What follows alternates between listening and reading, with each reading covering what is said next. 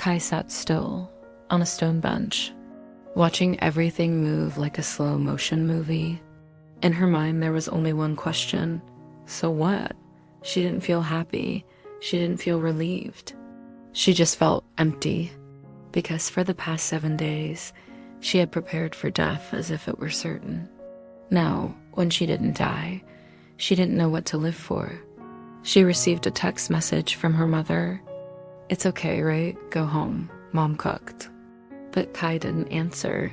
She didn't want to go home yet, because that place is no longer home, if in your heart there is still no place to return. She swiped her phone. The screen was filled with the words, "miracle," but Kai only whispered, "The greatest miracle is that we can still change. We don't need to wait for the end of the world." That afternoon, Kai passed by an elementary school. The children were playing Play Dead, Come Back to Life.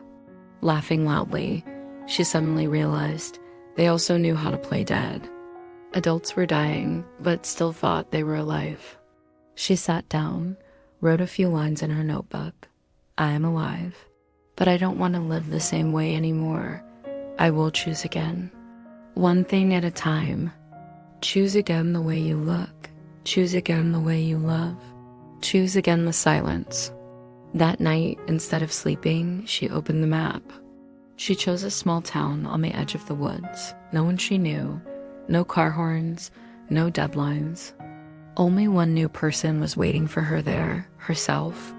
Kai took the bus out of the city early in the morning. No rush, no tears, not even a goodbye. She came to a small town. The map showed only a blurry name, KD. She said to herself, then this will be the place where what is left of me can live peacefully. The town was surprisingly small. No electronic signs, no fancy coffee chains. Just the morning market, a grocery store run by an 80-year-old woman, and an old wooden library where Kai volunteered. The first day, she met a boy. "Are you new? Do you like reading ghost stories?" She laughed. "I lived in a story that was even scarier." Every day, Kai wakes up early, walks under the fallen leaves, makes bread with the old lady, teaches some children to read. At night, he handwrites the sentences he wrote on his phone, no longer to post, but to remember. Gradually, the townspeople began calling her Kai, a name that seemed familiar. No one asked where she came from. No one demanded to know why she was here.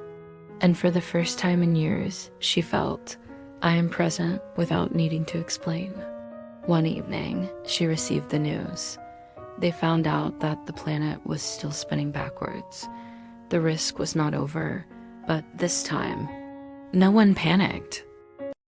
Kai just smiled, because she knew, even if the earth collapses, if I can still choose how to live, then I can still save myself. She wrote in her diary, I don't choose to live because I have time. I choose to live because I don't want to wait for another apocalypse to become a new person. A person lives without regrets. A person dares to name the happiness he wants. That night, the town of KD was shrouded in fog. Yellow lights blurred through the wooden windows. She sat at the table, holding an old black marker pen, the strange gift from the little girl that day. Kai opened the last page of his notebook and wrote, without hesitation, without editing, to the one who will live on, maybe you are me. Maybe you are someone else. But I believe if you are holding this letter, you are still alive, but I hope you're not just breathing. I thought the world was going to end, so I lived like there was nothing left to hold on to. But it turned out the end didn't come, and I'm still here. The scariest thing is not death, but to live on, as if never awakened. I've been silent for too long, suppressed, endured, pretended to be okay. Forgave others, then abandoned myself. If that's you, then listen carefully. You are allowed to change. You don't need anyone's permission. You have the right to live the life you want. No need for the end of the world as an excuse. Let's start over.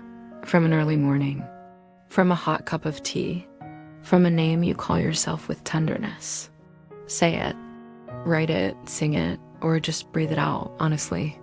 And if one day you lose your way, come back here, in KD, where a girl once chose to live again, and write this letter.